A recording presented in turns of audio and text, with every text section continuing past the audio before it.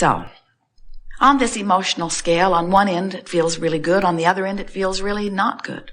On the end that feels good, you use emotions or words that describe emotions that feel like passion or enthusiasm or joy or appreciation or love. They are all vibrationally equivalent or close enough that it's splitting hairs to try to separate them. On the other end of the scale are emotions that you would describe like disempowerment or bondage, maybe even, or fear, or depression, or despair. All very close vibrationally, splitting hairs to really try to separate them. And on the end of the scale that feels wonderful is your perception of empowerment. On the end of the scale that feels awful is your perception of disempowerment. And around that feeling of disempowerment is, I feel awful about this, and I feel powerless to do anything about it. And what most of you say is, if that condition would change, I would feel better. And we don't disagree with that. Because we see you looking at conditions that make you feel good, and we see you feeling good. And we see you looking at conditions that make you feel bad, and we see you feeling bad. And we understand why you would say, I need to just change this condition. I just need to take an action that gets that out of the picture so that I don't have to deal with that anymore. And we say, you can do that, and you might receive a little bit of relief from it. But it is ever so much more effective if you take an emotional journey where you little by little coach yourself into a different vibration. And when you do coach yourself into a different vibration, you will close the gap between where you are right now and where you really want to be. And closing of that gap is really what the art of allowing is. Closing the vibrational gap between what I'm doing right now and who I really am as source energy in a physical body, and what I've added to that knowing through the trial and error, sifting through contrast that I've been doing today and yesterday and all of the days of my life experience. So here you are, leading edge creators. You are God. If you want to use that term, we call you source energy. We call you eternal consciousness. We call you infinite intelligence.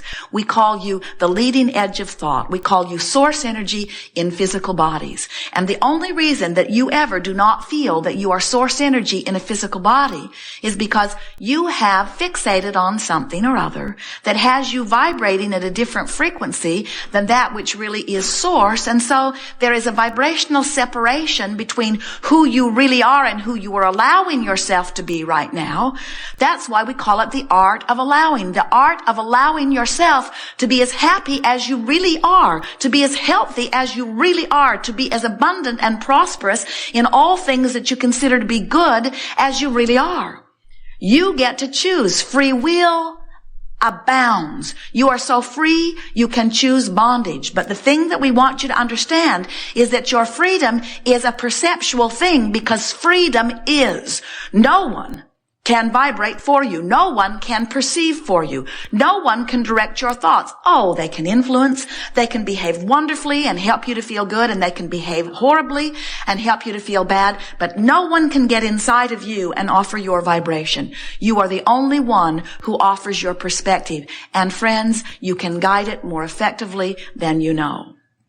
The reason that you have not been guiding your vibration as effectively as you are really capable of doing is because you've been trying too hard to take too big of jumps.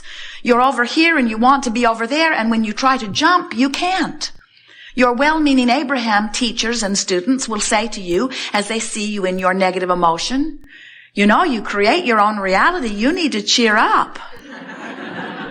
And you want to say, it's not possible that I create my own reality, or you would be gone from my experience.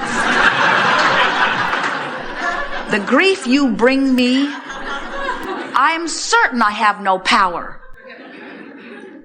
And we want you to understand that you have full power, and that the grief that you are feeling is because you are choosing to let whatever you are observing set the tone of the way that you are feeling, rather than withdrawing your attention from that and putting it on something else. When you withdraw your attention from those things that are not pleasing you, and you put your attention upon those things that are pleasing you, what begins to happen is that those pleasing things become more abundant, and those not pleasing things become more rare.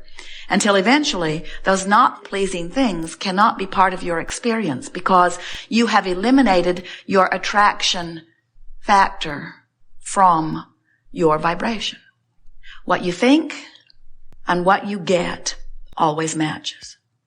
As Jerry and Esther are traveling, as they do constantly, they travel from Phoenix to San Diego on a regular basis, eager to get to San Diego.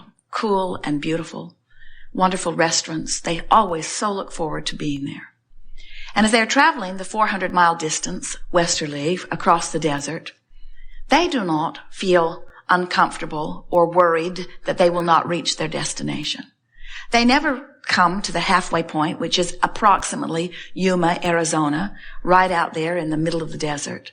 They never get there and feel so discouraged as they take score of where they are, that they have not yet achieved their manifestation of San Diego, that they freak out and then get disoriented and turn around in the wrong direction and go back to Phoenix. Of course, that's a ridiculous picture, isn't it? Phoenix, Yuma, Phoenix, Yuma, Phoenix, Yuma, Phoenix, Yuma, Phoenix, Yuma. Oh, where? How will we ever get to San Diego? Phoenix, Yuma, Phoenix, Yuma. They said it was only 400 miles. We've got 20,000 miles on our odometer. What's going on? Why does San Diego continue to elude us? And we say, nothing eludes you when you focus on it and continue to move toward it. And of course, that's a ridiculous analogy because you don't get lost out in the desert. There are signs along the way. You have compasses and navigational systems and people that can point you in the right direction that have been there before. In other words, you don't lose track of where you are relative to traveling from one place to another. And yet we see you often lost in relationship to your physical wellness, or lost in relationship to financial abundance, or lost in relationship to the improvement or the attraction of a relationship that you've been seeking. And the reason that you are lost is because you are not quantifying your journey in the only way you ever can, which is by paying attention to those two reference points. Your contrasting experience has helped you to know where you want to be. And the inner being, source, non-physical God force part of you knows where that is and is guiding you toward it. So there's that point, and here's where you are, and you can tell by the way you feel whether you are marching towards something that you're going to like when you get there, or whether you're marching towards something that you're not going to like when you get there. You can tell by the way you feel. But until you reach the place where nothing's more important than how you feel, you'll march in the direction of opposition toward what you want for a whole lot of what we see as really, we love you, foolish reasons. Foolish reasons like it's interesting, or foolish reasons like it's the way I've always done it, or foolish reasons like somebody else does it, or foolish reasons like my mother told me to do it this way, or foolish reasons like it's the way it's always been done. There are endless foolish reasons. Foolish reasons like I seek the approval of my peers, or of my government, or of my religion, or of my spouse, or of someone. And we want you to decide today, if you want to get on your path of deliberate creation and really be the allower that you were born to be, we want you to leave here saying and really meaning, nothing is more important than that I feel good and I have the capacity to do it, but I don't have to do it all at once, and I don't have to do it all this red hot minute. If I just gently begin to guide myself in the general proximity of feeling good, I will get generally feeling better. And if I continue to guide myself in the general proximity of feeling good, I will get feeling better. And as I continue to do it, I will get feeling better and better and better and better and better until I will once again resume my natural, joyful self. But most of all,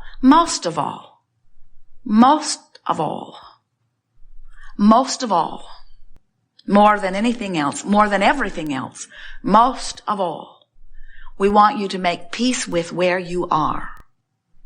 Because when you stand in a place of shame or embarrassment, feeling unworthy, wishing that you could take it back, feeling regret, you're still moving in the wrong direction. Only you can write your course.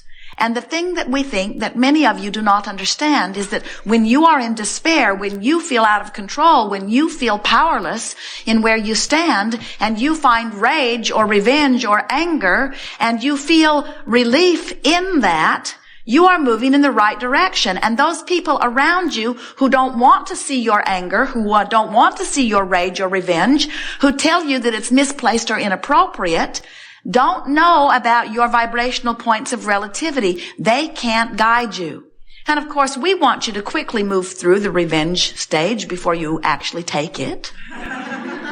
We want you to move quickly through the anger stage before it causes some stronger repercussions and attracts some stronger manifestation. But we would rather that you attract the manifestations that are equal to anger than that you attract the manifestations that are equal to powerlessness. We would rather that you attract the diseases that are equal to anger than the diseases that are equal to powerlessness.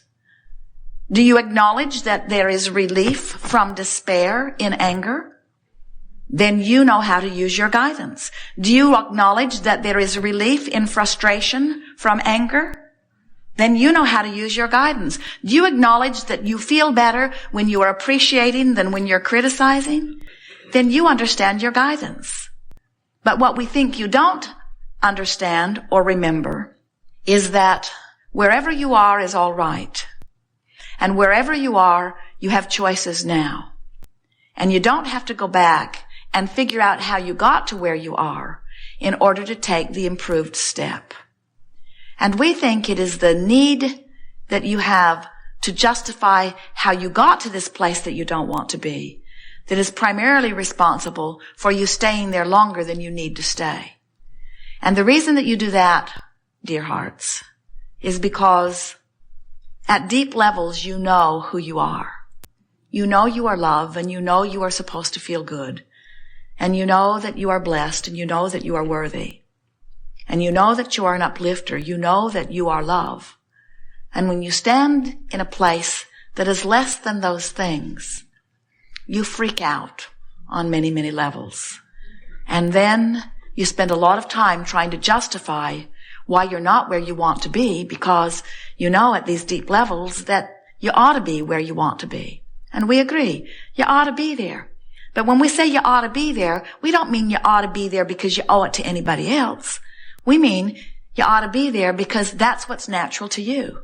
You are lovers, and unless you're loving, you're not who you are. You are fantastic creators, and unless you are joyfully romping through life in a passionate feeling way, you're not who you are. And so, how do you get into this place where you feel less good than you really are? What happened? Well, you were non-physical energy. So far, so good. You saw Earth, time, space, reality as the leading edge of thought. So far, so good. You said, I will project a part of my consciousness into a human body where I will be on the leading edge of thought. So far, so good. You said, there will be magnificent contrast and diversity that will make it easy for me to define my personal preferences. So far, so good. You said, Source, in the moment that I define a preference, will join me in it and align circumstances and events to bring it about. So anything I need or want to have or be or experience will be there. So far, so good. And then you saw something that you didn't want to see. Something different from who you are. You looked out into the world and there it was. And your first impulse was, somebody should call somebody. That unwanted thing should not be there. But then you remembered, oh yes, it's a well-stocked kitchen. All ingredients imaginable can be there. My job's not to sift through the kitchen and decide what should be there or not be there. My job's just to take from the shelves of the kitchen what I want to put in my pie. So far, so good.